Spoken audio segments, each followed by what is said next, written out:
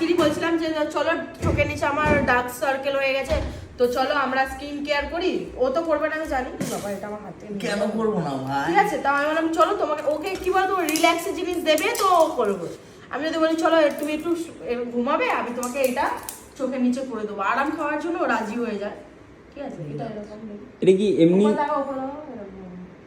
আর এটা আমি জানি না এটা কিভাবে বেরায়। ও এরকম পুশ করতে হবে মনে হয়। না, এখন দিও না, এখন দিও না।